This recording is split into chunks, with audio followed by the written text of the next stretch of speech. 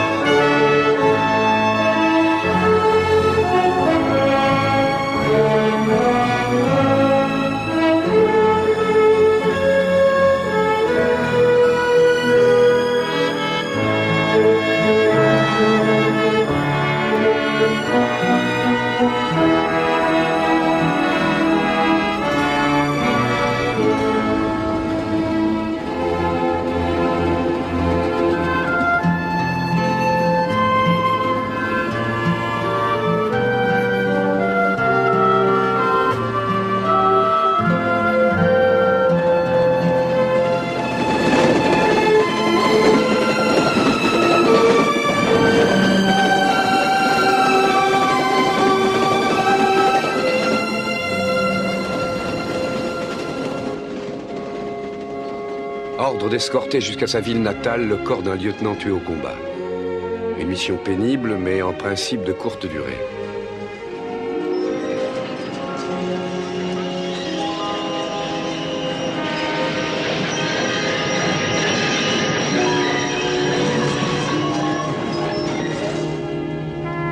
Je ne suis pas certain d'être qualifié pour une mission de ce genre. En particulier dans ce cas précis. Je ne connaissais pas cet officier.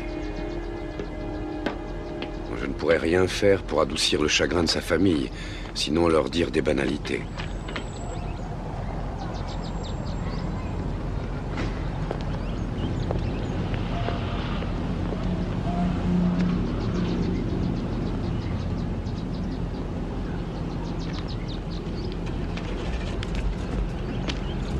En voiture!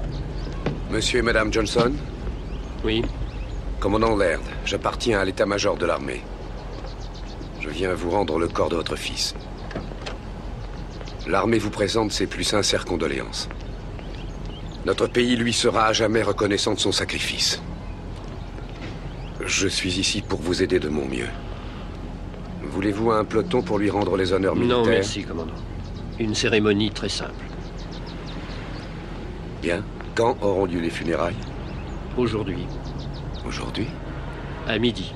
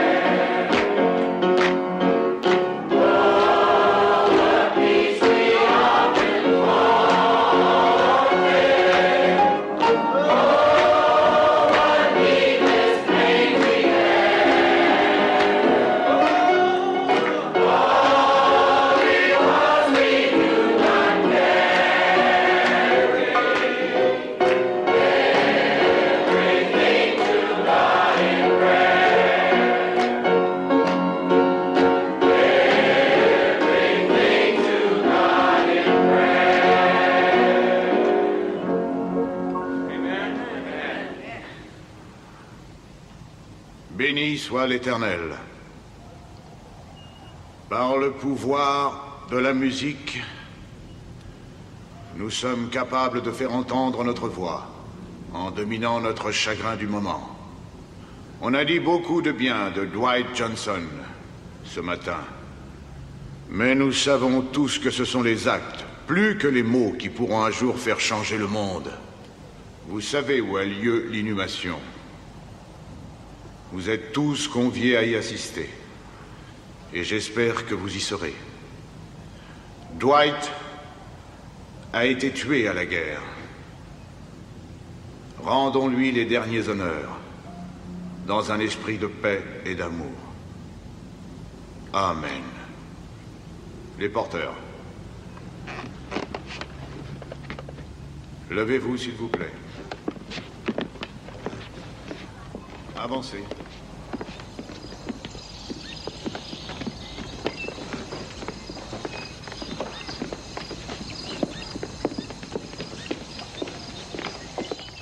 Pardon, monsieur, vous devez être l'officier dont Ada m'avait parlé. Oui, madame, commandant Lair.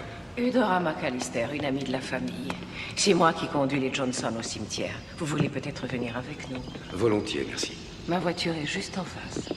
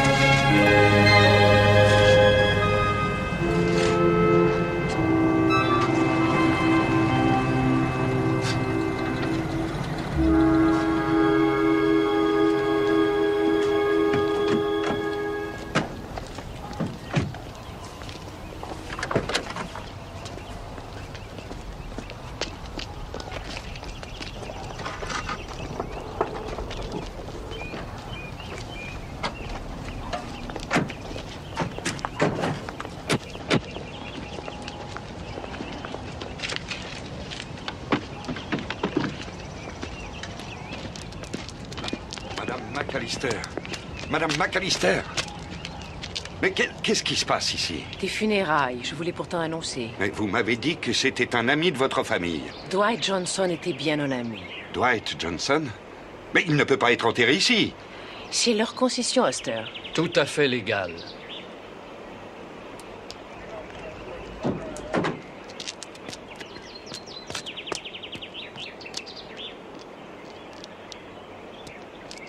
Madame McAllister, on a reçu des coups de téléphone de partout. Est-ce que vous avez donné cette concession à ces gens? Non. On l'a acheté. Tout est en règle. Combien l'avez-vous payé? En vérité, c'est une affaire strictement privée, monsieur Oster. Notre fils s'est sacrifié pour notre pays.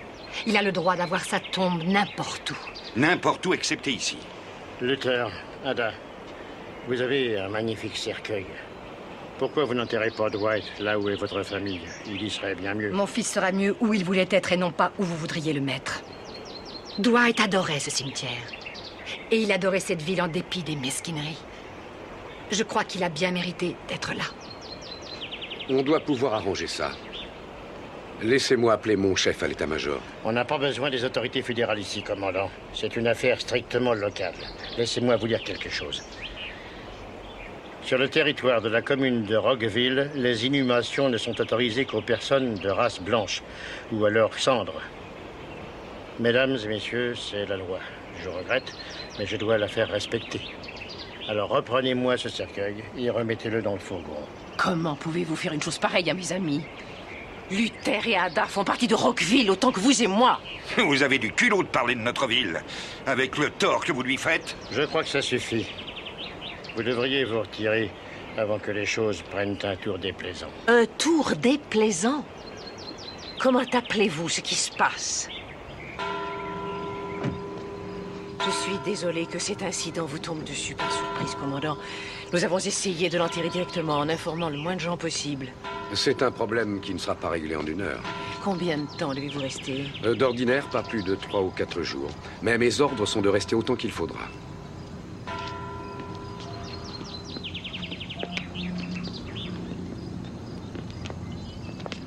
Qu'est-ce que vous désirez que je fasse? Est-ce que on peut le déposer quelque temps à l'église? Bien sûr. Autant que vous voudrez. Merci.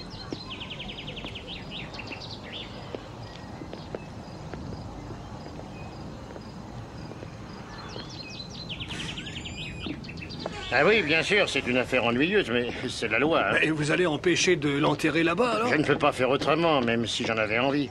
J'ai été élu pour ça. Ah, ça... Excusez-moi, chef. J'aimerais vous parler de ce qui s'est passé. J'ai peur qu'il n'y ait pas grand-chose à en dire. Moi, j'ai peur du contraire. Qu'est-ce que vous voulez? D'abord, je veux que vous m'aidiez à faire enterrer le lieutenant Johnson dans ce cimetière. Je regrette. Alors, d'après vous, son corps doit rester sans sépulture? Il y a une place pour Dwight. Vous sortez de la ville et vous marchez un moment. C'est là que les membres de sa famille sont enterrés. Hors de la ville? Je n'y suis pour rien, commandant. Tout ça remonte à bien longtemps avant moi. J'essaie de faire régner la paix ici. C'est une petite ville tranquille, avec des gens tranquilles. J'ai vu grandir Dwight autrefois. Oui, je sais, vous avez probablement raison. Il mérite mieux que ça. Malheureusement, il a été tué avant que cette ville soit prête pour ça. Peut-être que s'il avait vécu plus longtemps. Plus longtemps? Mais on sera bientôt en l'an 2000. Nos écoles sont intégrées, noir et blanc s'y côtoient. Ça ne marche peut-être pas sans de petits accros, mais ils sont ensemble. Mon commandant, j'ai du travail, alors excusez-moi. Au fait, j'ai appelé mon patron à l'état-major. L'armée fera tout pour que les droits du lieutenant Johnson soient respectés. L'armée ferait mieux de prendre des dispositions pour inhumer le lieutenant en question dans un cimetière militaire. Mais il était né chez vous. Ses parents veulent l'enterrer ici. Je suis désolé. Vous pouvez être traduit en justice pour ça. Oui, mais ça prendrait des années. Vous voulez que Luther et Ada attendent des années avant qu'ils reposent en paix? Et vous? Je ne peux rien pour vous. Vous avez essayé, vous avez fait votre devoir. Pourquoi ne pas laisser tomber?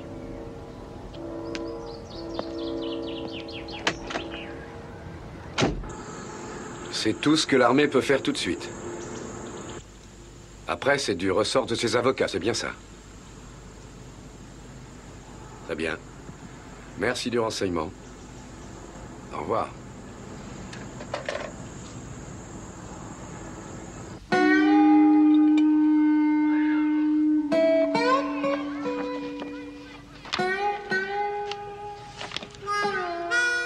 Du lait et du sucre, commandant? Juste un peu de lait, s'il vous plaît.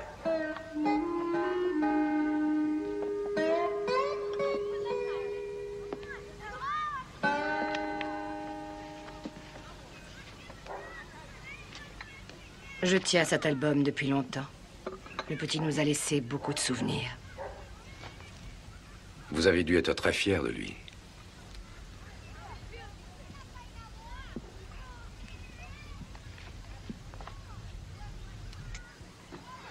Madame Johnson, la première fois que j'ai compris ce que vous vouliez faire tous les deux, j'avoue que j'ai d'abord été un peu surpris. Mais je vous ai appuyé. C'était mes ordres, vous apporter toute aide raisonnable. Et je suis toujours ici pour vous aider. Même si mon séjour est plus long que la normale. Mais je vois à présent à quoi vous vous attaquez. Avec la peine qui vous accable. Vous voulez aller jusqu'au bout? La peine qui m'accable? Je n'ai pas encore bien pris conscience de cette peine. J'ai pleuré, c'est tout. Je croyais avoir versé toutes mes larmes la première nuit, mais non. Pour le reste de ma vie, je crois que je ne passerai plus une nuit sans pleurer. Mais ma peine, comme la peine de mon mari, ne sont pas des excuses pour ne pas faire ce que nous devons à Dwight. Vous avez dit que vous n'aviez pas d'enfant? Non, madame. Pas encore. Je vous souhaite d'en avoir. C'est une bénédiction. Un sourire du bon Dieu. Certaines femmes semblent être faites pour ce genre de choses, mais pas moi. Toute sa vie, mon pauvre Dwight a réussi à me surprendre. Il a marché très tôt et il a parlé très tôt aussi. Plus tard, il était fort en tout. Premier dans toutes les matières. Mon mari et moi, on est allés à l'école, mais on n'a jamais pu obtenir des notes comme ça. Il était vraiment exceptionnel. Vous savez, quelquefois, on parlait de lui, on essayait de deviner d'où il pouvait bien tenir des dons comme les siens. Quelle arrière-grand-mère ou grand-père aurait pu avoir un esprit pareil? Et quand vous avez un enfant aussi extraordinaire, il vous semble quelquefois que vous ne pouvez pas être son père ou sa mère et vous avez l'impression d'avoir reçu un cadeau. Un message que vous n'êtes pas vous-même en état de bien comprendre.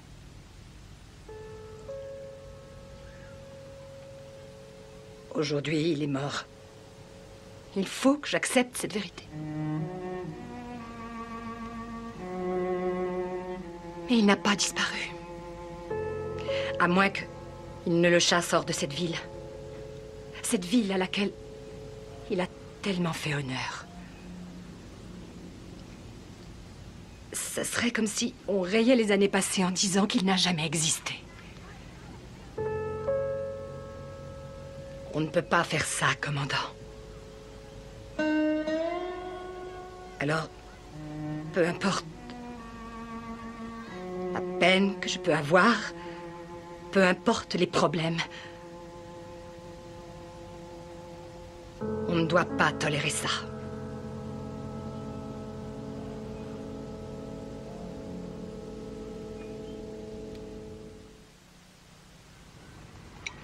Vous avez lu cet éditorial, Joe?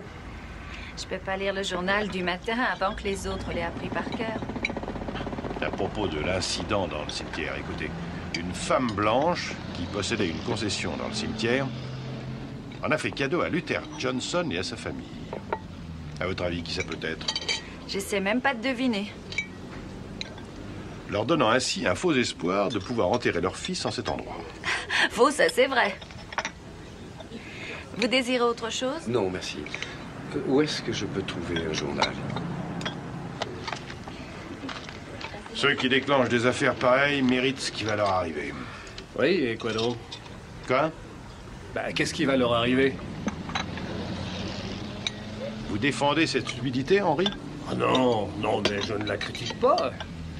La seule façon d'avoir ce qu'on veut, c'est d'essayer de le prendre. La seule façon d'avoir ces idées dans la tête, c'est d'aller les prendre à l'extérieur.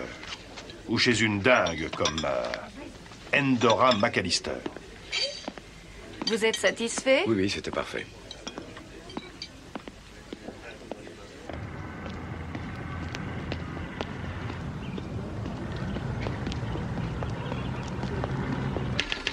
Comment pouvez-vous dire que j'utilise le cercueil de ce garçon comme un ballon pour marquer un but? Je dis les choses comme je les pense, c'est tout. Sam, nous nous connaissons depuis plus de 50 ans. Vous savez que je ne fais pas de politique. Je ne fais partie d'aucun groupement, d'aucune sorte. Oui, je sais, la seule organisation à laquelle vous appartenez, c'est celle des utopistes, un peu dingue. Vous pourriez en être présidente. C'est de l'utopie que de vouloir aider ses amis. Aider ses amis? Ou s'en servir pour prendre un avantage? Écoutez, j'ai longtemps hésité avant de leur offrir cette concession au cimetière, parce que je savais comment les gens comme vous le prendraient. Je dois le prendre comme ça. C'est mon métier à moi que d'ouvrir à mes lecteurs certaines perspectives. Vous vous rappelez comment étaient les États du Sud il y a 20 ans? Vous vous rappelez ces émeutes, cette violence, ces chiens lâchés par la police, ces petites filles brûlées vives dans une église? Ça ne s'est pas passé ici. On a traversé ça sans catastrophe. Sans catastrophe. Vous trouvez que ce n'est pas une catastrophe si un homme comme Dwight Johnson ne peut pas être inhumé au cimetière? Mon Dieu, Andorra, vous mesurez le monde avec l'étalon de la perfection. Mais pas moi. Je le mesure à l'étalon de la violence et du chaos. Et c'est toute la différence. Mais si vous n'aimez pas la façon dont je fais mon métier, créez votre propre journal. Vous serez probablement extraordinaire. Je n'ai aucune envie de faire votre métier. Je ne veux même plus lire un journal pour le moment.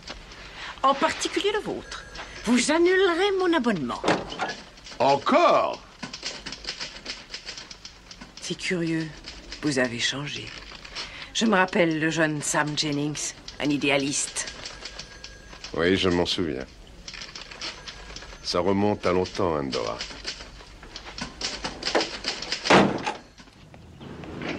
Bonjour, Madame McAllister. Bonjour, commandant. Vous allez au journal? Oui, Madame. J'espère que ça servira à quelque chose.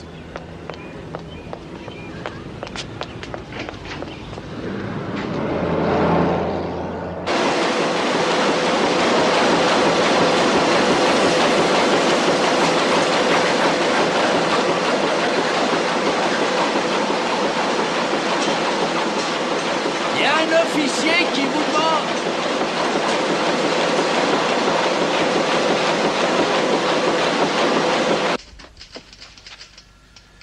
Vous désirez me voir?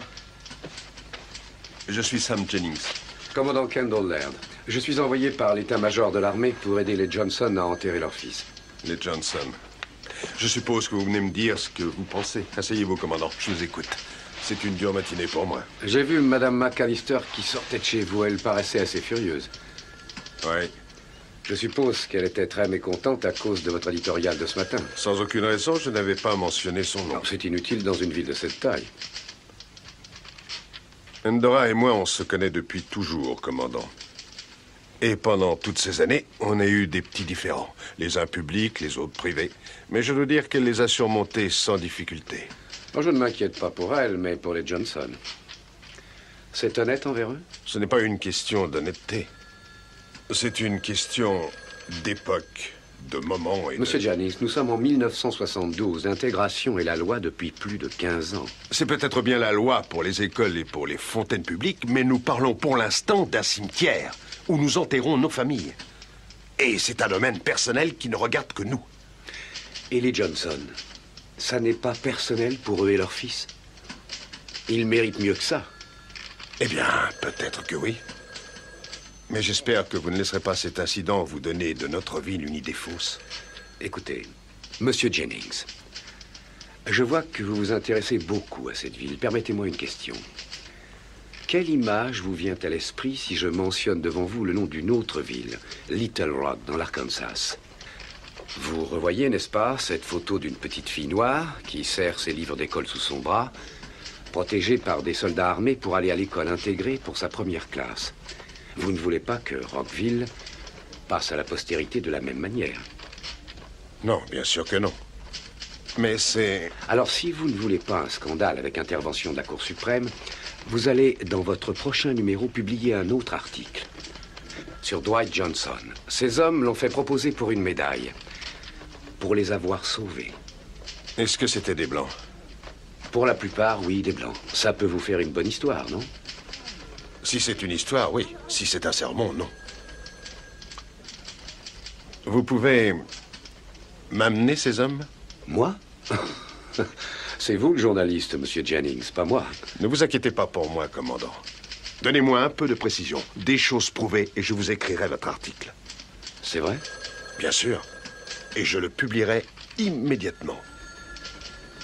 D'accord.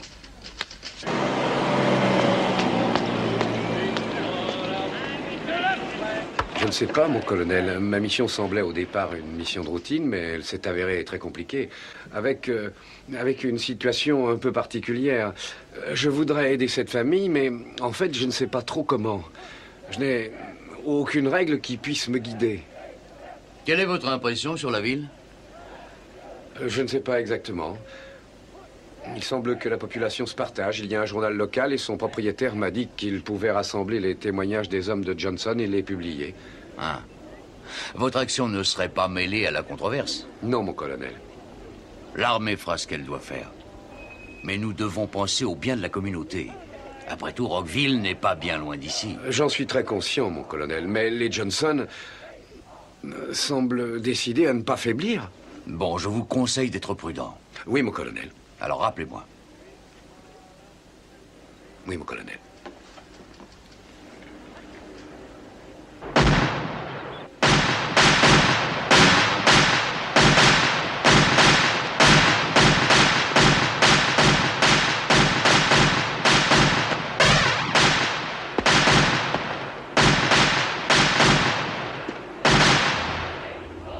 Cessez le feu! Ne tirez plus! Retirez vos chargeurs! Sergent Husky. Repos, sergent. Vous avez 1 minute. À vos ordres. Sergent Bradford, prenez le commandement! À vos ordres. Je viens vous parler du lieutenant Johnson. Du lieutenant Johnson? Mais pourquoi, mon commandant? Je veux faire quelque chose pour lui. Sauf votre respect, mon commandant, le lieutenant a été tué et on ne peut plus rien faire pour lui. En fait, s'il y a quelque chose. J'ai un problème dans sa ville natale. On ne peut pas l'enterrer dans le grand cimetière parce qu'il est réservé aux Blancs. J'ai pensé que si quelqu'un pouvait intervenir, c'était ces hommes. Vous l'avez proposé pour une médaille, n'est-ce pas? Mon commandant, c'est une démarche officielle? Ma foi, non. Mais je croyais que le colonel Humby vous avait prévenu de ma visite. Oui, je voulais seulement savoir ce qui se passait. Qu'est-ce que je pourrais dire? Eh bien, il est mort au champ d'honneur et j'aimerais en savoir un peu plus long. Oui. D'abord, je pense qu'il était un bon officier. Il avait peur de rien, ça il faut le reconnaître. Il ne cherchait pas les combats, mais une fois qu'on s'y trouvait, il avait plutôt tendance à prendre des risques. On dirait que vous avez eu des problèmes à ce sujet. Mon commandant, vous aimez qu'on vous tire dessus? Non. Moi non plus. Mais vous l'aimiez bien. Oui. Est-ce que vous éprouviez une impression particulière à avoir un noir comme officier? Non, tous les officiers sont pareils pour moi. C'est un bon gars. Avant d'être tué, il vous a sauvé la vie. Vous pouvez me raconter ça? Avant tout, je me souviens de la pluie. C'était la mousson. On était pris sous les feux croisés au bord d'une rivière. On n'a pas pu avoir un appui aérien et tout d'un coup, ça a été l'enfer. Ils nous ont bombardés au mortier. Bon, tout s'est passé très vite. Avant qu'on ait pu s'en rendre compte, le lieutenant a été tué, le coup l'a projeté dans la rivière. Il a pu lancer une grenade avant de mourir et tout est redevenu silencieux. Silencieux? Oui. Oui, les Viettes opéraient souvent comme ça. Parlez-moi de lui. Comment était-il? Je ne l'ai pas tellement connu, mon commandant. Vous savez, les officiers gardent leur distance. Oui, mais il y a peut-être de petits détails. Rien qui me revienne en mémoire, à moins que vous n'ayez des questions précises. C'est tout, mon commandant? C'est tout. Merci, sergent. À vos ordres.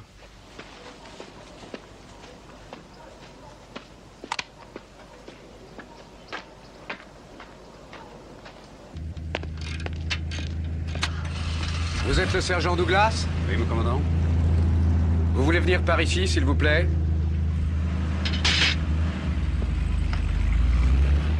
Je voudrais avoir des renseignements sur le lieutenant Johnson. À votre service, mon commandant. Je peux enregistrer notre conversation? Si vous voulez.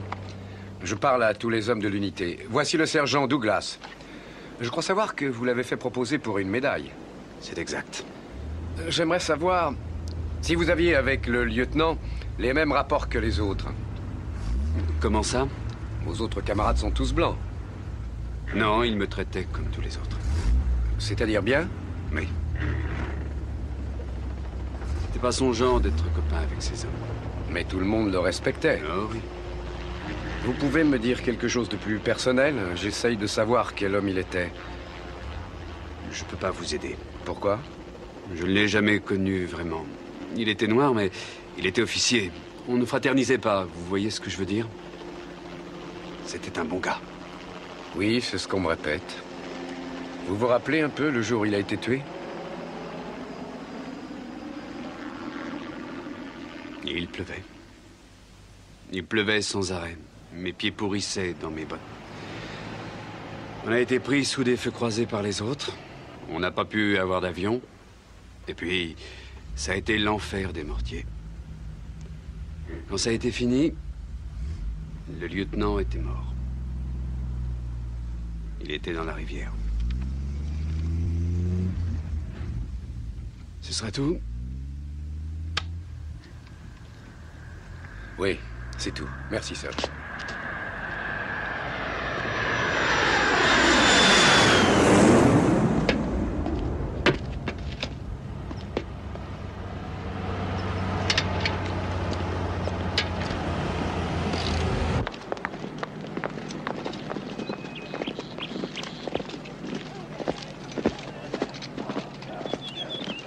Le sergent-chef Porter. Prenez par là et sur votre droite, mon commandant.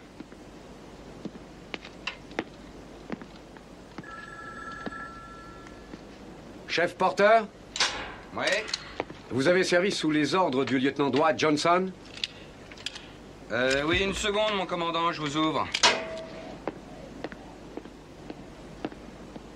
À vos ordres.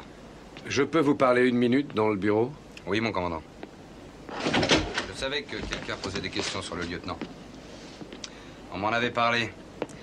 On a 3 téléphones. On a besoin d'un seul pour communiquer avec l'armée. Les 2 autres sont là pour notre morale. Je vois ce que vous voulez dire. Alors? Qu'est-ce que je peux faire? Je voudrais qu'on parle du lieutenant Johnson. Oui, mon commandant.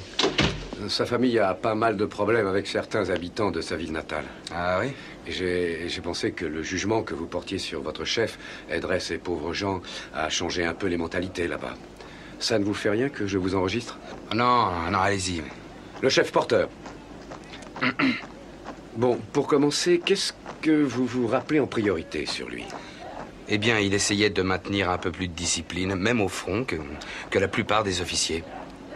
Question de formation, je suppose. Et qu'est-ce que vous en pensiez? C'était pour notre bien. Il était super. Un très bon gars. Qu'est-ce que vous avez dit? Un très bon gars. Vous avez été navré par sa mort? J'étais navré chaque fois qu'un copain était tué. J'ai ressenti la même chose pour le lieutenant. Ce jour-là, dites-moi ce qu'il a fait pour sauver votre unité. On était coincés sous le feu croisé de l'ennemi et on ne savait pas comment en sortir. Tout était trempé. Et il pleuvait depuis plus de 15 jours. On a demandé un appui aérien, mais on ne l'a pas eu. Et alors, brusquement, ça nous est tombé dessus. De quoi parlez-vous? Ça a été l'enfer.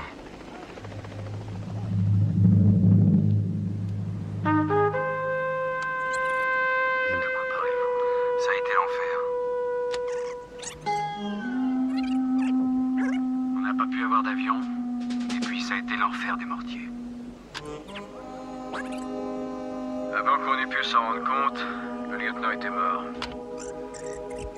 Et tout d'un coup, ça a été l'enfer.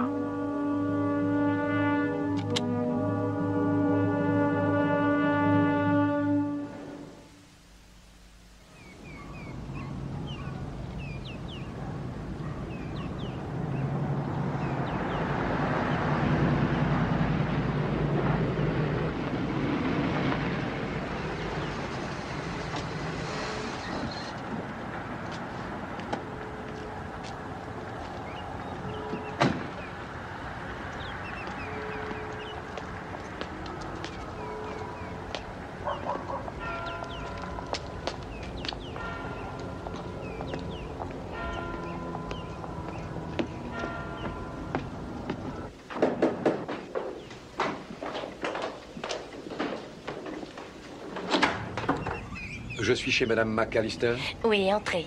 Merci. Elle est en bas dans la cuisine. Je m'appelle Eleanor Clark. Et moi, Kendall Laird, très honoré. Enchanté, monsieur, par ici. Merci. Commandant, êtes-vous toujours aussi ponctuel à la minute près? Oui, madame, c'est une habitude que j'ai prise dans l'armée. Asseyez-vous, commandant. Merci. Vous avez fait connaissance? Oui. Eleanor fait ses études à l'université d'Atlanta, mais quand elle est par ici, elle m'aide à entretenir cette vieille maison. Vous prendrez le thé avec moi? Avec plaisir. Tu es sûre de ne pas pouvoir rester pour une autre tasse? Non, merci, je dois partir tout de suite. Eleanor, ce monsieur est l'officier dont je t'ai parlé. Il a reçu pour mission d'aider les pauvres Johnson à enterrer Dwight. Quelle que soit la solution qu'ils choisiront. C'est bien ça, commandant. Vous connaissez mes ordres encore mieux que moi. J'en doute beaucoup. Vous me paraissez être un très bon officier. Servez-vous de la crème et du sucre? Est-ce que l'armée va engager une action en justice? Éléonore est étudiante en droit. J'espère bien ne pas être obligé d'en venir là. Je l'espère, moi aussi. Je suis navrée pour les Johnson. Et pour vous, Madame McAllister. Les opinions sont très partagées en ville. Même des parents à moi désapprouvent ce qu'essaient de faire les Johnson. Mais ils connaissaient mal Dwight. On était à la fac ensemble. En fait, c'est en partie pour l'imiter que j'ai fait du droit. Il n'a jamais perdu beaucoup de temps pour se distraire. Je sais qu'Ada s'inquiétait un peu de sa façon de se comporter. Il voulait toujours obtenir plus de lui-même. Et il avait commencé tout petit. Bon, il faut que je m'en aille. Ça ne vous ennuie pas si je prends votre voiture? Seigneur, non. Mais vérifie le niveau d'huile. Elle recommence à en consommer des quantités. Un de ces jours, je vais me plonger dans le moteur et trouver quel est le problème. À bientôt, commandant. Je l'espère, Éléonore.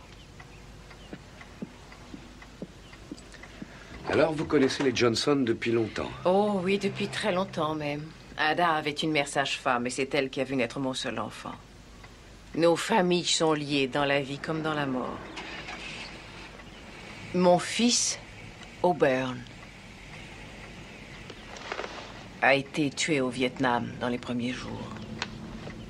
Et Ada a été un grand réconfort pour moi alors. Ça a dû être une épreuve terrible pour vous. Un grand prédicateur a dit un jour, soyons courageux, puisque tout le monde doit livrer un jour une dure bataille. Et pas toujours sur le champ de bataille. Alors, pourquoi vouliez-vous me voir aussi vite, commandant? Je m'inquiète pour les Johnson. Quand vous leur avez donné cette concession, vous saviez que ça allait créer une cassure dans la ville? Je l'ai fait pour mettre fin à une cassure. Mais ça allait plus loin qu'un principe. C'était une affaire personnelle. Et si vous aviez connu Dwight, vous comprendriez ce que je veux dire. Il était vraiment exceptionnel. Oui, c'est bien ce que j'entends dire par tout le monde. Mais il n'avait pas de défaut du tout. Oh, si, il pouvait être difficile. Exigeant, mais surtout pour lui-même. Mais il rayonnait. Tout le monde le voyait. En fait, rien n'était irréalisable pour Dwight. Tout entrait dans ses possibilités. Quand il avait 8 ans, il est allé à la bibliothèque pour emprunter un bouquin. Mais la préposée n'a pas voulu lui donner parce qu'il était noir. Alors il lui a dit qu'il attendrait jusqu'à ce qu'elle ait changé d'avis. Et il l'a fait, il a attendu. Il est resté toute la journée à attendre, debout, devant le bureau. La pauvre femme, à la fin de la journée, elle était au bord de la crise de nerfs. Je crois que si elle avait été plus jeune, elle l'aurait jeté dehors à coups de pied. Mais l'heure de la fermeture approchait, il était toujours là. Et quand l'horloge a marqué 5 heures, elle s'est avouée vaincue et elle lui a donné le bouquin. Oui, si ça n'avait pas été pour le pauvre Dwight, je pense que je n'aurais probablement jamais donné ma concession. Mais mon Dieu, si on ne rompait pas la tradition pour un garçon comme lui, on devrait peut-être attendre encore 30 ans pour en trouver un qu'il vaille. Et bien sûr, Ada et Luther ne vont pas lâcher prise. Quelquefois, il suffit qu'une seule personne fasse un geste pour ouvrir des perspectives aux autres. C'est assez effrayant d'être cette personne. Mais quand c'est le bon moment et que vous le savez, vous vous dites, je crois que ça y est, c'est à moi de me lancer.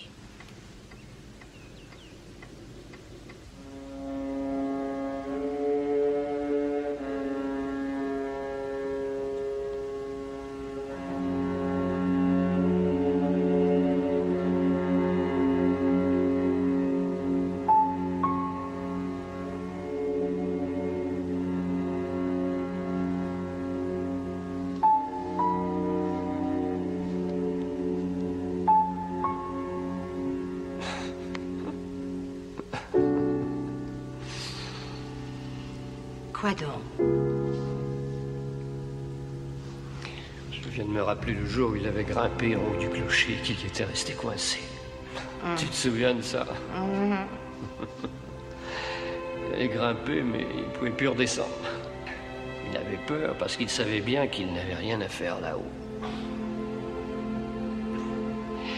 Le bedeau est venu sonner les cloches pour les vêpres. Le vacarme lui cassait la tête. Chaque fois que je lui en parlais, je riais, c'était irrésistible.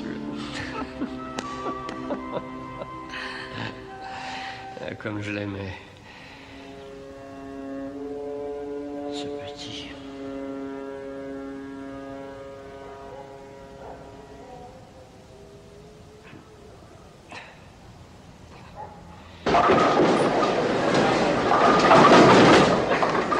Sergent Oliver? Mon commandant? Voilà, beaucoup. Vous faites ça chaque fois? Repos, repos. J'ai l'impression que vous attendiez à me voir. Mon commandant, je ne suis que militaire, je n'ai pas les mêmes droits qu'un civil, mais avant de commencer, j'aimerais connaître mes droits. Et pourquoi pensez-vous avoir besoin de les connaître? Mon commandant, sauf votre respect, je refuse de dire un mot tant que je ne les connais pas. Je ne fais pas une enquête officielle. J'aimerais seulement vous parler personnellement du lieutenant Johnson. Je suppose que vous allez me poser des questions. Oui, c'est ça. Mon commandant, est-ce que je peux disposer? Vous ne voulez pas parler du lieutenant avec moi? Non, mon commandant. Je peux savoir pourquoi?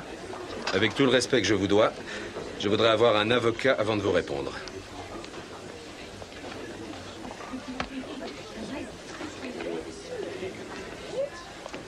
Retournez renverser vos quilles, Oliver.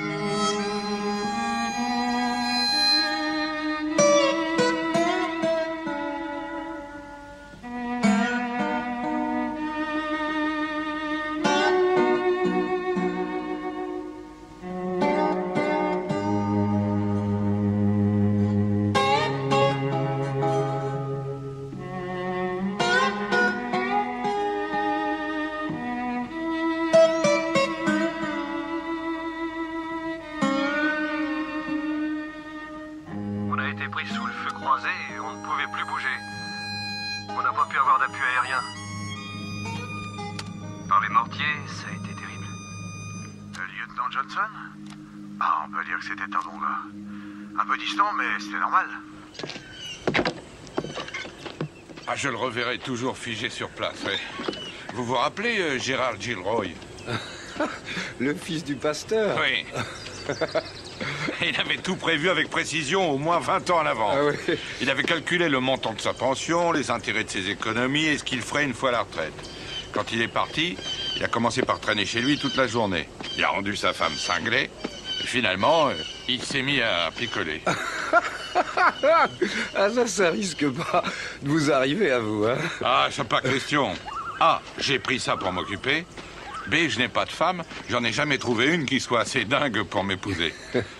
Et C, ma soif est passée. À présent, 2 petites bières par jour et ça me suffit. Je vous envie. Depuis toujours, vous êtes vraiment le seul type que je pouvais imaginer en dehors de l'armée. Le seul qui semble être capable de survivre. Oh, c'est facile. Vous voyez, quand vous avez des complications, vous faites un petit somme.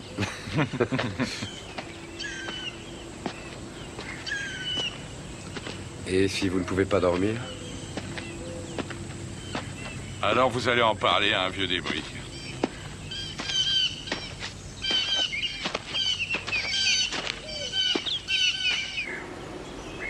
Allez-y, je vous écoute. Vous n'êtes pas venu jusqu'ici pour me parler du passé? Vous connaissez des types qui ont tué leur officier?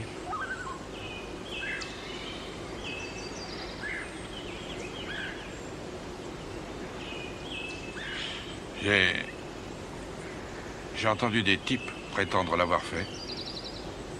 Et j'ai toujours pensé qu'ils se vantaient. J'ai vu d'autres bons hommes se saouler et rester complètement silencieux quand on venait en parler. C'était difficile de deviner ce que cachait leur silence. Je suppose qu'ils avaient fait des choses trop moches pour oser en parler.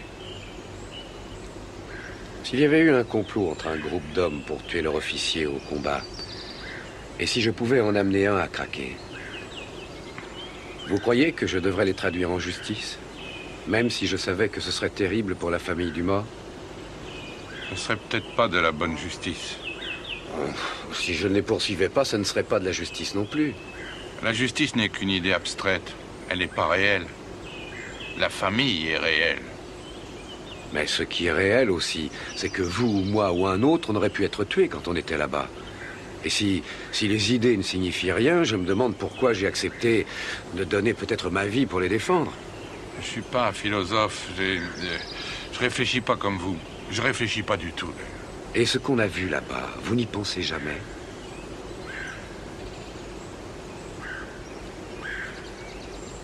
J'essaye de pas y penser. C'est pas mon genre. Vous me demandez mon impression sur cette guerre pourrie? Je l'ai détestée. J'ai pas eu à réfléchir ni à me poser des questions. C'est venu tout seul. Mais vous suiviez les ordres? Oui, je suivais les ordres. Vous deviez croire en quelque chose. Je croyais en les ordres que je suivais. Oh, allons, mon vieux. Cette guerre devait bien signifier quelque chose pour vous. Je suppose. Quand vous aurez découvert quoi, dites-le moi. Pour commencer, j'aimerais savoir pourquoi vous prenez cette histoire tellement à cœur. Parce que, d'une part, je connais la famille, et je ne voudrais pas leur faire de mal. Mais je connais aussi les hommes de l'unité, et je sais qu'ils cachent quelque chose de minable. Ça ne peut pas être autrement. Oh, j'en sais rien. Peut-être qu'il vaudrait mieux tout laisser tomber. En tout cas, ce serait le plus facile pour moi. Ouais. Oui. Vous ne choisirez pas le plus facile, hein?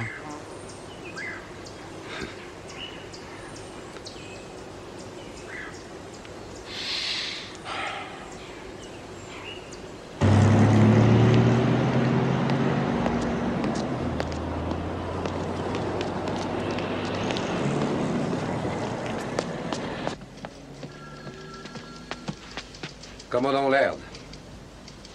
Asseyez-vous, commandant. Merci, mon général. Vous vouliez me voir? Oui, mon général. Je suis en mission spéciale.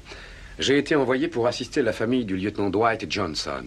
Et je suis tombé sur quelque chose d'inattendu. Et quoi donc? J'ai pu parler avec certains de ces hommes qui sont affectés ici, et je crois avoir mis le doigt sur une espèce de complot. Et quel genre de complot, commandant?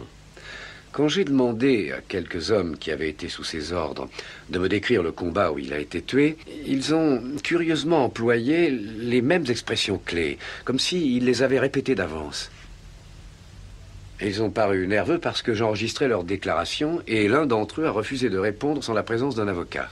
Commandant, vous suggérez que le lieutenant Johnson a été tué par ses propres hommes? Ils l'ont fait proposer pour une médaille. Ça n'aurait pas le moindre sens. C'est le genre de choses absolument impossible à prouver. Vous le comprenez? Oui, mon général. Et vous avez pensé aussi à l'effet sur la famille? Ce serait très pénible. Oui, mon général, j'y ai pensé. Ce serait une catastrophe. Le lieutenant Johnson était noir et ses hommes étaient en majorité blancs. La couleur ne compte pas dans l'armée, commandant. Théoriquement. Gardons cette histoire confidentielle pour l'instant. Si vous trouviez quelque chose de précis, je ferai faire une enquête officielle. Oui, mon général, je m'en... Moi aussi, commandant. Oui, moi aussi. Je veux un rapport là-dessus dans les 3 jours. Oui, mon général. Merci, mon général.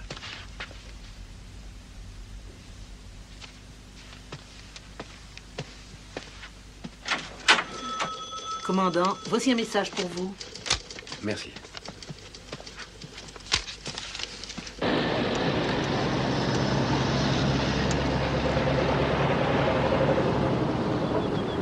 Sam Jennings, s'il vous plaît. Bonjour, Sam. Alors, qu'est-ce qui arrive?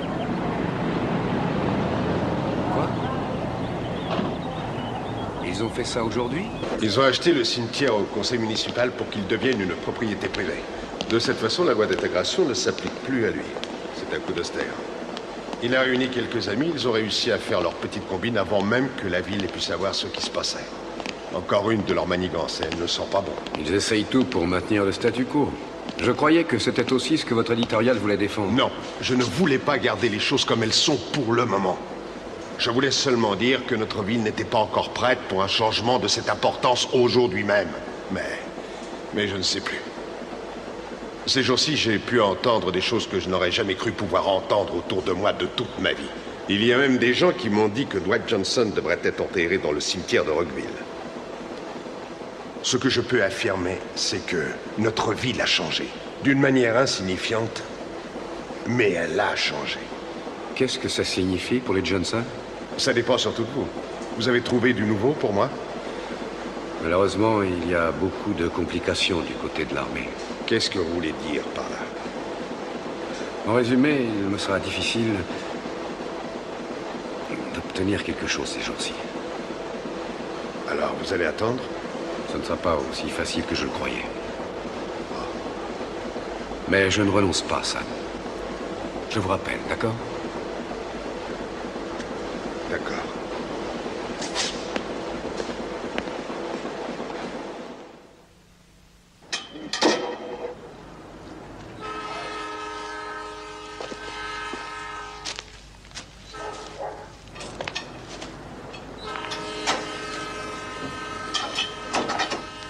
Bonjour, Monsieur Johnson. Bonjour, commandant. Comment ça va? Oh, on fait aller. Alors, vous allez travailler? Pas exactement. Ah bon, mais pourquoi? Voyez-vous, un homme m'a téléphoné la semaine dernière pour que je refasse son garage. J'y suis passé ce matin pour prendre les mesures et il m'a dit que c'était annulé. Ça a un rapport avec le problème du cimetière, hein? Bon, j'en sais rien. Il habite à 2 minutes d'ici. Vous croyez que vous perdrez d'autres travaux? Si Dwight était enterré là où ils veulent, est-ce que le travail reviendrait? Ça ne vous met pas en colère? Moi, ça me fait bouillir. D'où êtes-vous, commandant? Du Wisconsin. Je suppose que ça vous fait bouillir parce que vous venez de le découvrir. Ada et moi, on s'y attendait depuis le premier jour. Oui, c'est vrai, on a pensé tout de suite à toutes les petites saletés qui allaient se passer. On s'est décidé quand même. On a payé 15 $ à Madame McAllister pour la concession. Elle a dit que c'était le prix qu'elle avait payé quand elle l'avait acheté. On avait l'impression de payer pour acheter notre liberté, comme au temps de l'esclavage. Tenez, regardez. Voyez ces traces par terre?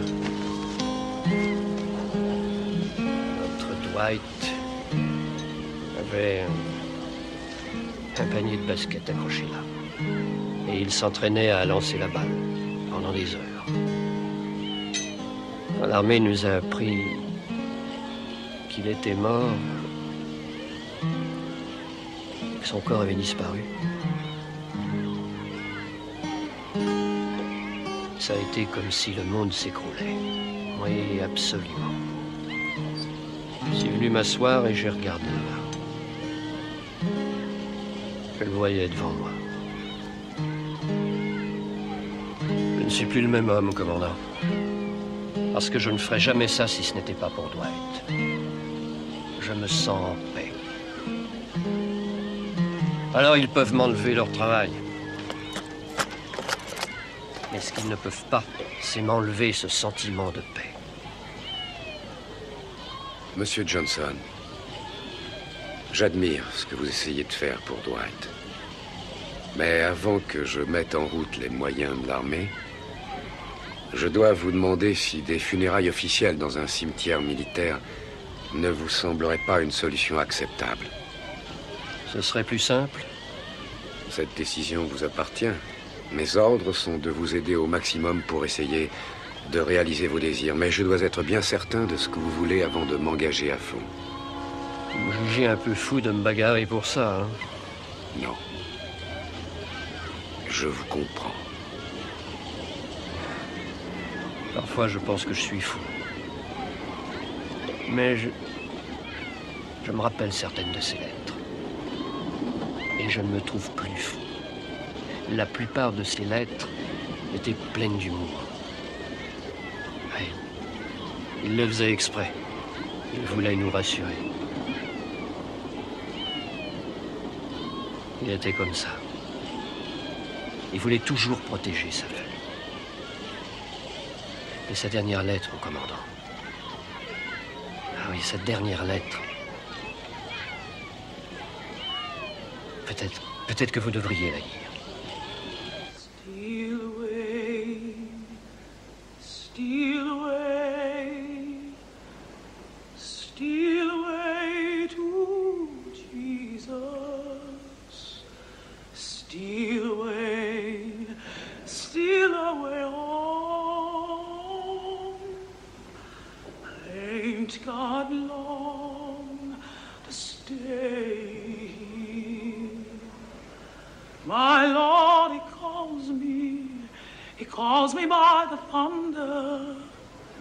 The trumpet sounds within my soul. I ain't got long to stay here.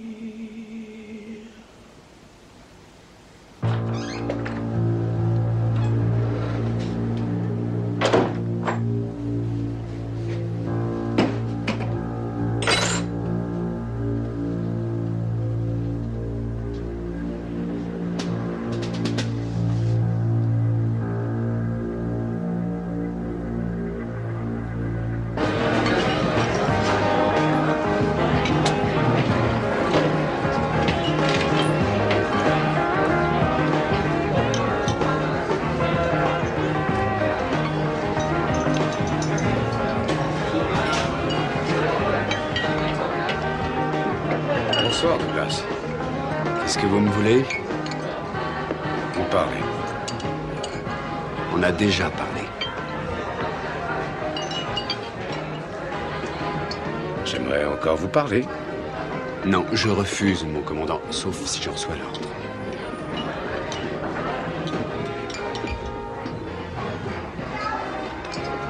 Une bière, s'il vous plaît.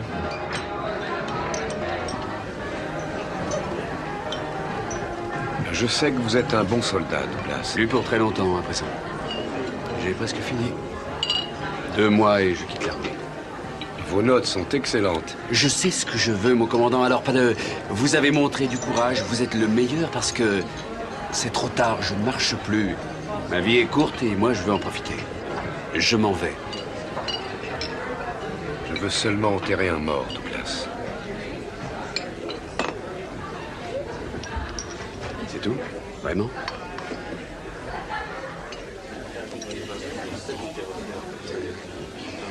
Pourquoi marchez-vous avec eux?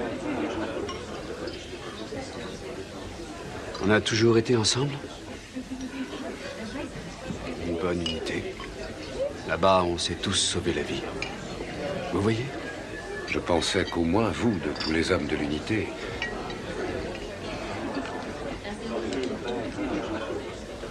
Où irez-vous en quittant l'armée?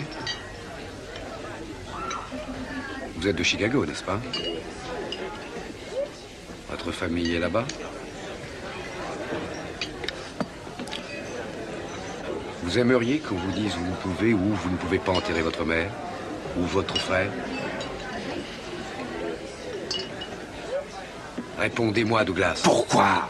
Vous n'avez pas entendu ce que j'ai dit? Le lieutenant Johnson a été tué de face? Ou dans le dos?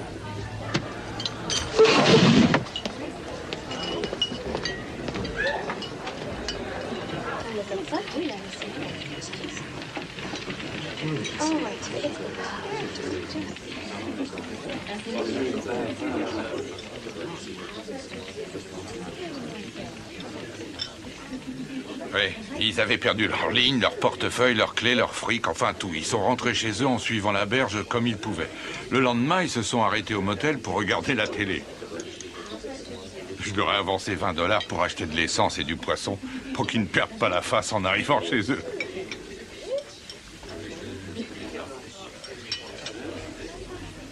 Alors? Et votre affaire, ça avance? Quelle partie de l'affaire? Un procès au civil pour ségrégation raciale d'un côté et peut-être un meurtre mystérieux de l'autre. Sans issue rapide de toute manière. Qu'est-ce que vous allez faire? Je n'en sais rien. Mais j'ai peur de ce qui peut se passer si un de mes types finit par prendre le mort aux dents. Vous êtes un inquiet, vous avez toujours prévu le pire. Oh, n'oubliez pas ce que Mulroney nous répétait. Peu de choses sont importantes et rien au monde n'est très important. C'est vrai, excepté la bouffe, le scotch et les blondes. Après quoi, on l'a renvoyé chez lui avec un ulcère et une perforation à l'estomac. Malheureusement, les deux choses sont importantes. Très importantes. Pour pas mal de gens, moi inclus, oui. Quand on est dans l'armée, on passe son temps à bouger, à voir de nouveaux bonshommes. On boit quelques bières et on repart ailleurs. Mais il y a certains visages qu'on ne peut pas oublier. Dwight Johnson semble avoir été comme ça pour moi. Et je ne sais pas pourquoi je n'ai jamais vu ce pauvre type. Peut-être que pour vous, il est le type à l'autre bout de la scie. Qu'est-ce que ça veut dire? Quand je travaillais comme bûcheron, je pensais que le meilleur compagnon à avoir à l'autre bout d'un passe-partout, c'était mon contraire absolu. Comme mon image dans la glace. Parce que quand il tirait, je poussais et vice-versa. Alors vous pensez qu'il est mon contraire? Vous m'avez dit qu'il prenait des risques. Et qu'il ne s'occupait pas de l'opinion des autres. Vous êtes un bon soldat, mon commandant. Très courageux. Mais vous essayez toujours de faire avancer le bateau sans provoquer de remous.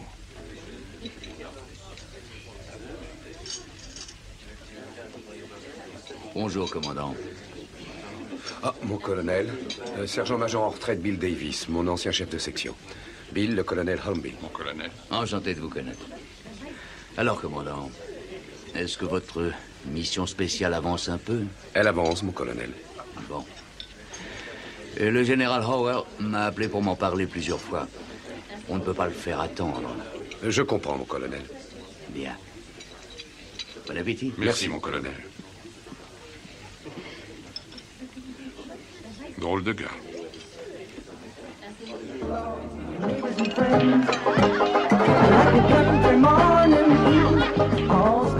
Et alors, ça continue et on avance de plus en plus lentement. Et après beaucoup d'efforts, le taxi arrive enfin à la rampe d'accès. Mais là, il tombe en rideau, rien à faire pour grimper. On est obligé de descendre en vitesse et de pousser pour les bien monter. Alors je me précipite à travers l'aéroport et je franchis la porte au moment où il la fermait. J'arrive à bord de l'avion, je m'assois et il me faut au moins 1 heure pour reprendre mon souffle. Et mes bagages partent pour Cleveland.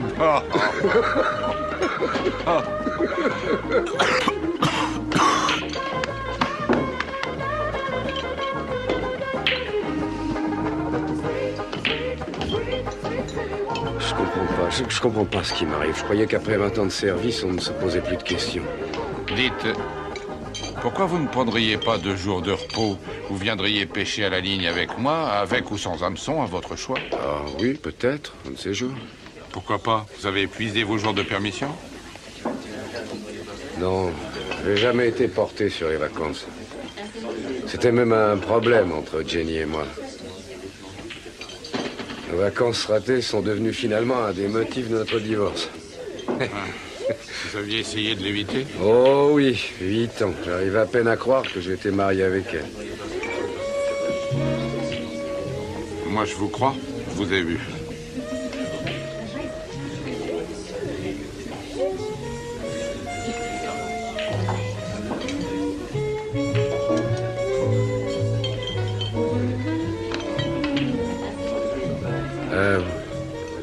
voulez une bière? Une excuse pour ne pas en parler? Oui, exact. Laissez-moi souffler, vous voyez. Je suis un peu à cran ces temps-ci et je supporte trop de pression. Bon, comme vous voudrez. Et ne me dites pas que ça vous touche encore. J'ai pas dit ça.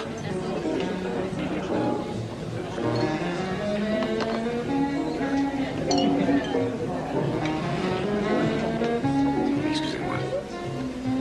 Je ne voulais pas me montrer désagréable. Oui, je le sais bien. Alors, c'est simple. Il me semble perpétuellement être réduit à l'impuissance. Je ne peux pas faire ça à cause du règlement. Je ne peux pas faire ça parce que j'ai peur de blesser quelqu'un. Et en même temps, je n'arrive pas à savoir ce qui s'est passé parce que personne ne veut parler. Et moi, je ne peux pas courir après tous ces gens, un par un, pour leur poser les mêmes stupides questions auxquelles ils ne répondent pas. Pourquoi pas? Parce que ça ne donne rien. J'ai fait un tour avant-hier au foyer du soldat de la base. J'ai voulu parler de cette histoire avec un de ces hommes, un noir, un nommé Douglas. Je dois dire qu'il m'a reçu plutôt mal. J'ai bien peur que si je le revois, il m'envoie sur les roses pour de bon, mais moi je suis sûr qu'il sait quelque chose qu'il ne me le dit pas. Pourquoi vous pleurez dans votre bière? Vous pouvez laisser tomber quand vous voudrez, non?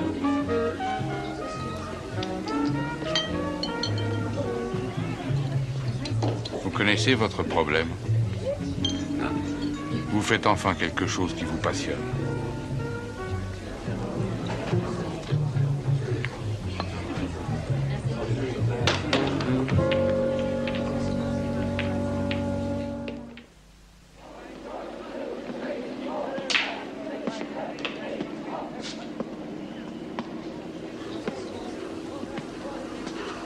Mon commandant?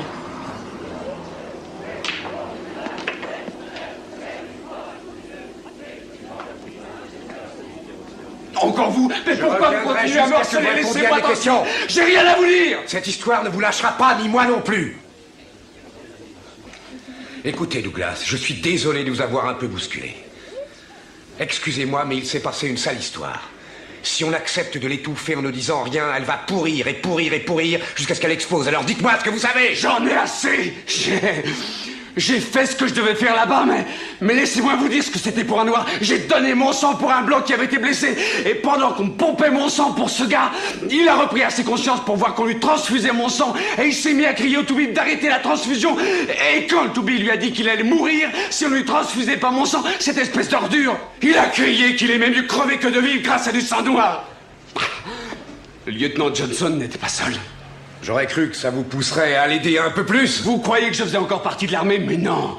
C'était comme si j'étais déjà parti. Pourquoi ça vous empêcherait de faire rendre justice à Dwight Johnson? J'ai appris depuis longtemps que le but du jeu c'était de survivre, que c'était ça le plus important. Il faut y penser à tout moment. Je suis désolé pour le lieutenant et pour tous les gars qui ont été tués. Je suis désolé de me réveiller en sueur même s'il fait froid. Je suis désolé de vous avoir parlé. Douglas, je sais qu'il s'est passé une sale histoire. Vous savez rien. Vous n'étiez pas dans ce trou pourri. Vous n'étiez pas là quand Bayer et Johnson ont été touchés. Bayer? Qui est Bayer? Vous ne trouvez pas trace dans tous vos dossiers d'un type nommé Bayer? Comme je vous l'ai dit, mon commandant, les hommes changeaient souvent d'unité. En fait, on aura du mal à reconstituer tous les mouvements. Si votre gars a appartenu à cette unité, il n'y a que 3 possibilités. Il est chez lui, à l'hôpital ou au cimetière. Si vous y tenez, je vais essayer de vous le trouver. Oui, j'y tiens.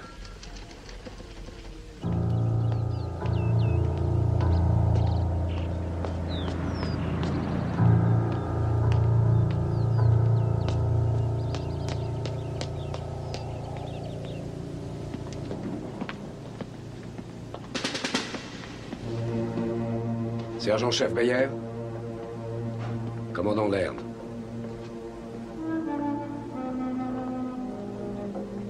Comment ça va? Comment ça a l'air d'aller? Pas très bien.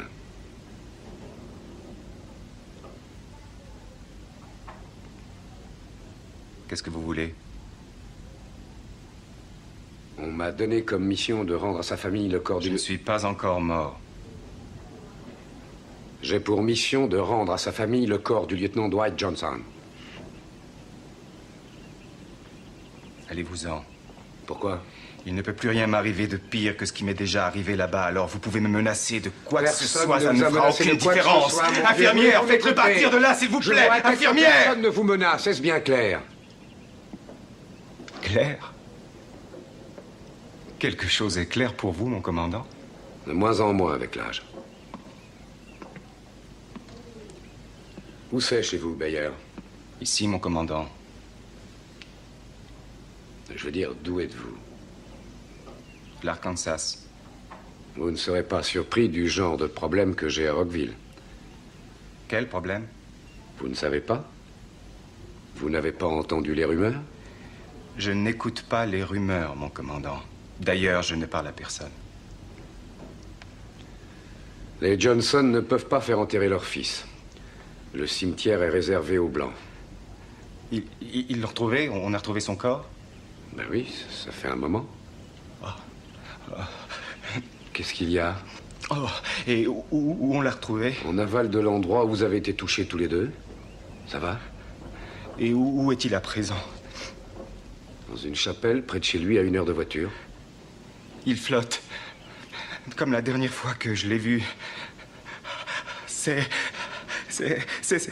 atroce. Je ne veux plus jamais en parler. Allez-vous-en, laissez-moi tranquille. Ça va aller. Partez. Laissez-moi, je ne veux plus en parler. parler. Calmez-vous. Laissez-moi.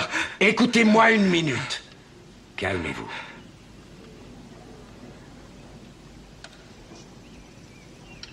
J'étais là-bas, moi aussi. Je sais ce que c'est. Il y a des souvenirs affreux qu'on ne peut pas oublier. Mais pour nous, au moins, c'est fini. Nous sommes revenus. Le lieutenant Johnson a été tué. Et il se bat encore. J'essaye de l'aider et je compte sur vous. J'ai raccompagné le corps d'un héros pour le rendre à sa famille.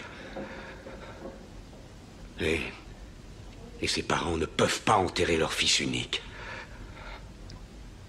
Au début, il était seulement un cercueil pour moi. Mais à présent, je connais l'homme.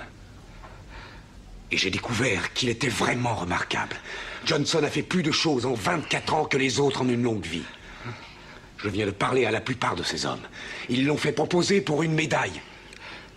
Mais s'ils ne veulent pas m'aider, ils ont trop peur et je ne sais pas de quoi. Regardez-moi. Dites-moi ce qui s'est passé là-bas. Qu'est-ce qui s'est passé? Jusqu'à ce que je le sache, Dwight Johnson ne sera pas enterré. Et moi, je continuerai à vous harceler. Vous le savez. Quoi donc? C'est de ma faute. Mais de quoi vous parlez? Je parle de tout. L'appui aérien. Bayer. Bayer, commencez par le commencement. Allez-y. Je ne peux pas. Racontez-moi toute l'histoire. Non, je regrette. Mais si, vous pouvez. Je ne peux pas. Pourquoi? Je ne supporterai pas. Non, ça changerait rien à ce qui s'est passé. Ça vous torture, hein? Racontez-moi tout, soulagez-vous. Non, c'est... Dites-moi! Pardon, je ne voulais pas vous brusquer, mais aidez-moi. Vous entendez? Aidez-moi. Aidez-moi à faire sortir quelque chose de bon de ce gâchis. Mon commandant, vous ne savez pas ce que vous me demandez, c'est trop dur. Oui, peut-être. Je ne sais pas. Mais quoi que ce soit, Bayer, je crois que le moment est arrivé.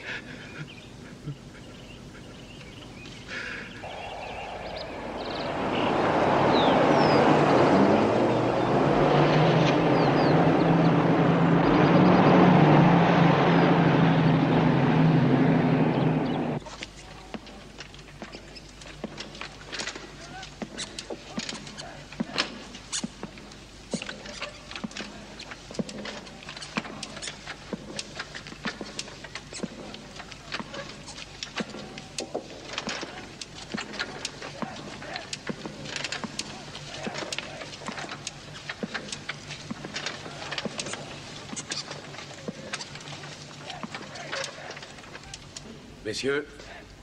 Mon commandant? Votre camarade Beyer a refusé de me rencontrer tout seul. Ce qu'il a à me dire, il voulait me le dire devant vous.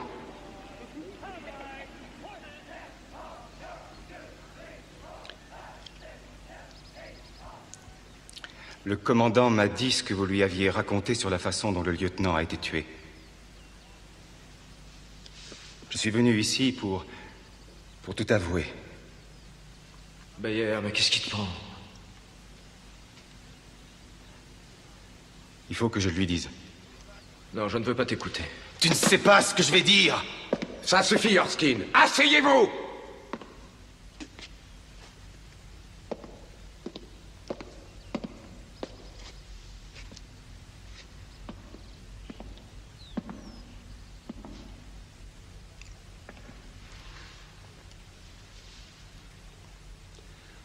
On vous écoute, Beyer. Partez du commencement. Mon commandant, environ 10 jours avant que le lieutenant soit tué, notre unité a été envoyée en patrouille de reconnaissance lointaine dans le nord de Chulai. Alors on a avancé, en se crevant les yeux pour essayer d'apercevoir les autres, comme un tireur à l'affût qui guette un vol de perdreaux. On est monté jusqu'au sommet d'une montagne, ou plutôt d'une colline, et on pouvait voir la vallée. Les autres étaient là. Ils transportaient des munitions. N'oublie pas l'idée géniale du lieutenant, Beyer.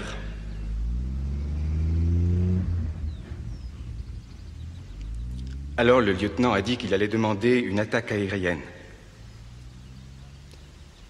Il a étudié sa carte, il m'a donné des coordonnées. Et il m'a dit de demander une intervention aérienne très puissante. Et elle est très vite arrivée. Mais les avions n'ont pas attaqué les autres. Ils nous ont mitraillés et pas ceux d'en face. Quelqu'un a été touché? Oui, Wilson.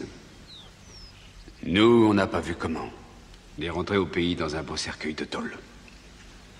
Je me demande ce qu'ils ont dit à ses parents. Le lieutenant Johnson était navré. Je n'arrive pas à croire ça. Peut-être que tu vas être désolé pour lui à présent. De nous tous, c'était toi qui en disais le plus de mal. C'est toi qui l'avais baptisé Super Sabre, c'est pas moi. Rappelle-toi, c'est toi, je te dis que c'est toi. Reconnais-le. C'est vrai, tu lui tapais dessus sans arrêt. Toi, t'aimes pas les noirs. Je n'ai jamais blagué sur la couleur de sa peau. T'as jamais dit de bien du lieutenant, à moins d'y être obligé. Parce qu'il était entré à West Point et pas toi. Tu vas la boucler, Wayera. Personne ne t'a demandé de parler de ça. Qu'est-ce qui se passe? Calme, ça va. Il y avait de la tension raciale dans l'unité?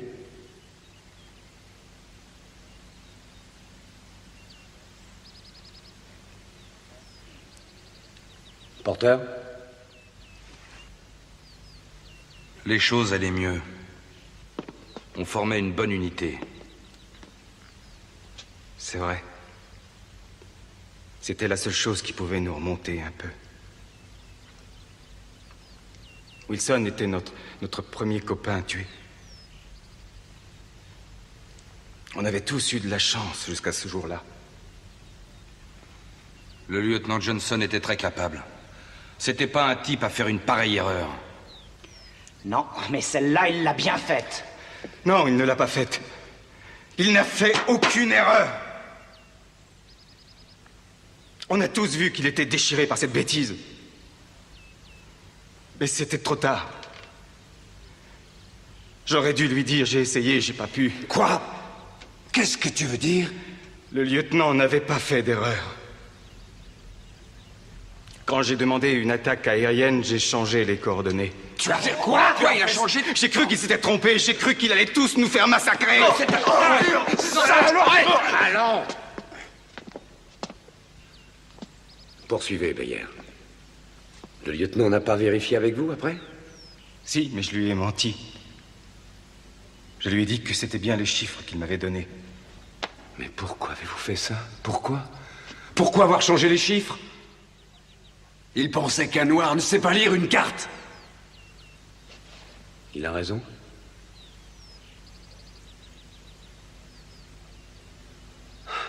Alors? Meyer était responsable de l'attaque de votre unité par notre propre aviation. Et le lieutenant croyait que c'était sa faute à lui. Et vous le pensiez tous, vous aussi. Très bien. Continuons. Qu'est-ce qui s'est passé? Quand ça a été l'enfer? Arskin?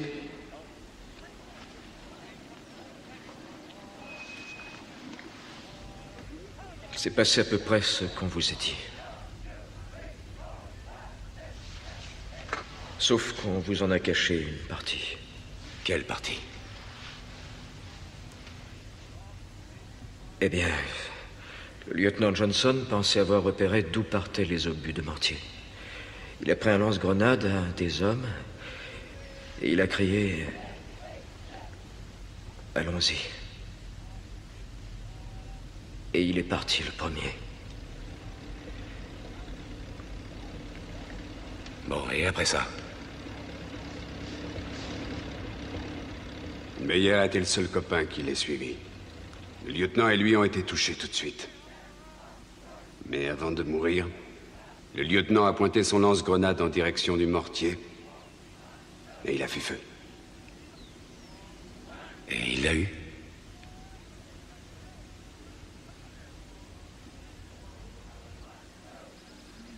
Alors c'est vrai, il vous a sauvé la vie.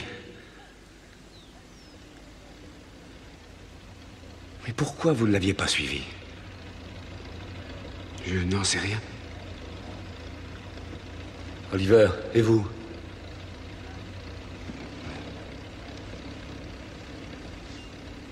Pourquoi vous ne l'avez pas suivi? Quand le lieutenant a eu fait cette erreur, ou plutôt quand on a cru qu'il l'avait faite, on s'est mis à douter. À douter de ses capacités à vous commander? Vous auriez eu les mêmes doutes si votre officier avait été blanc?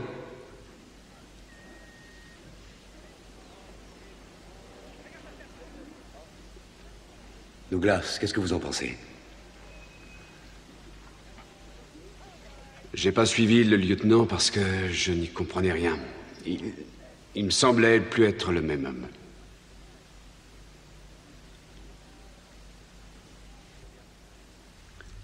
Combien de temps avez-vous hésité? C'était une seconde ou plus de 10? Je crois que personne ne le sait. Comme dans un accident de voiture, on entend les pneus crisser sur le goudron pendant une éternité alors que ça dure qu'une seconde.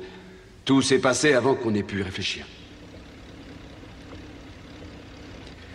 Si vous n'avez pas comploté pour faire ça, alors pourquoi avez-vous comploté pour cacher toute l'histoire? Il nous avait sauvé la vie. On a pensé qu'il méritait qu'on lui fasse obtenir une médaille. Oliver était le seul à être contre. Il disait que si on le proposait pour une médaille, on devrait expliquer pourquoi on ne l'avait pas suivi à l'attaque.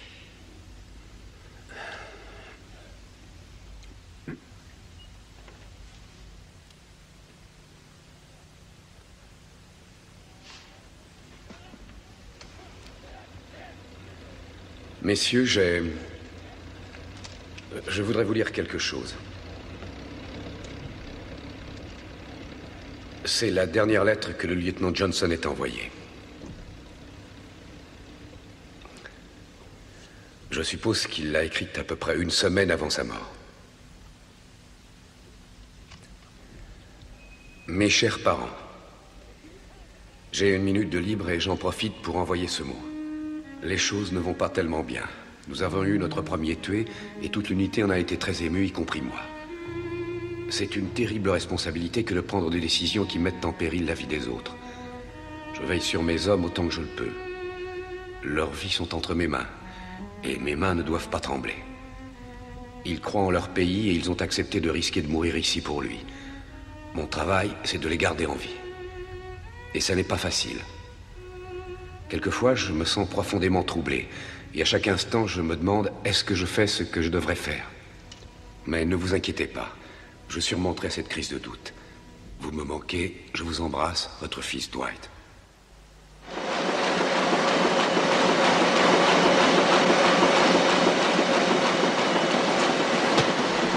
Le lieutenant Dwight Johnson reçoit la Silver Star. Le retour d'un héros.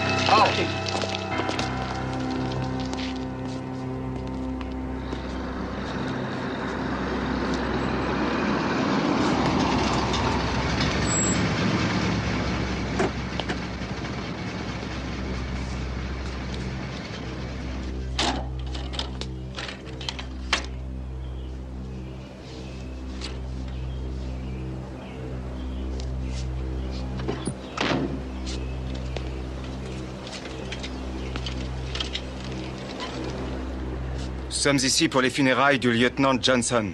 Je regrette, vous ne devez pas venir ici pour ça. Monsieur Oster, cette concession nous appartient. Nous l'enterrerons dans notre propriété. On vous la paiera une fortune. Elle n'est pas à vendre. Ce cimetière est à présent la propriété privée d'une société tout à fait légale. Son règlement comporte une restriction raciale et vous ne pouvez pas enterrer ce garçon ici.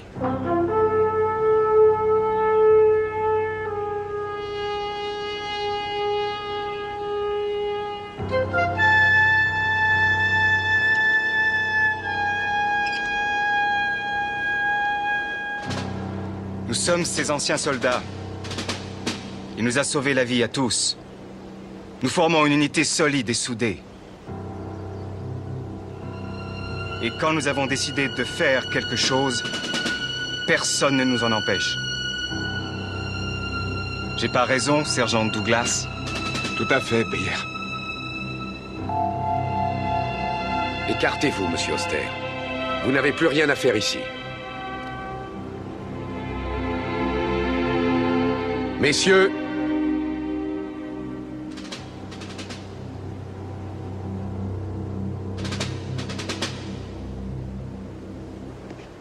en avant, marche, gauche, gauche, gauche, gauche.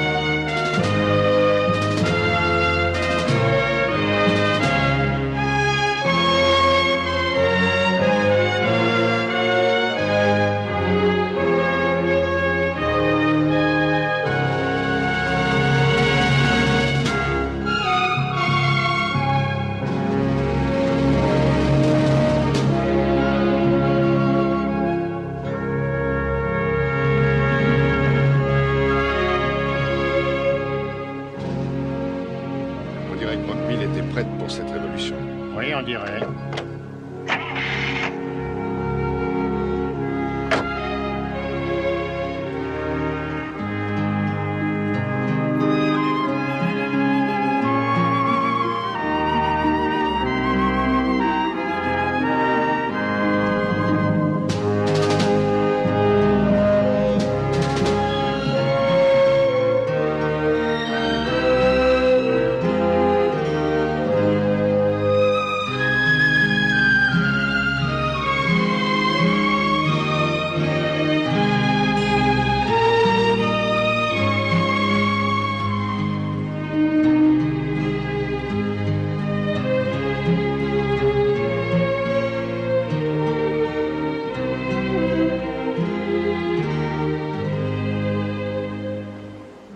fallu beaucoup de persévérance pour ensevelir ici notre frère.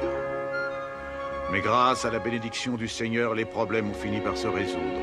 Le lieutenant Dwight Johnson se trouve enfin ici, où il le souhaitait. Il a donné sa vie pour son pays. Qu'il repose dans la paix du Seigneur, jusqu'à la résurrection qui nous attend tous. Amen.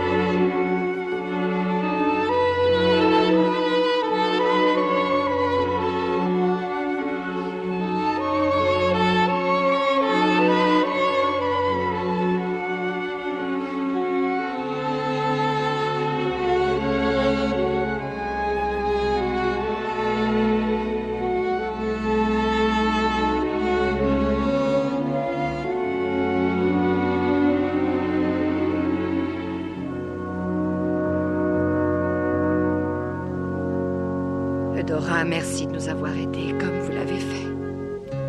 23 février 1972. On a enterré aujourd'hui le lieutenant Johnson. Enfin. Mais l'esprit qui l'animait lui survivra longtemps. Dans cette ville, en ces hommes et en moi-même. En arrivant ici, je voyais les choses d'une certaine manière. En repartant, je les verrai différemment. Sa famille et ses hommes m'ont fait changer. Bien que je ne l'ai jamais connu de son vivant, le lieutenant Dwight Johnson m'a fait changer.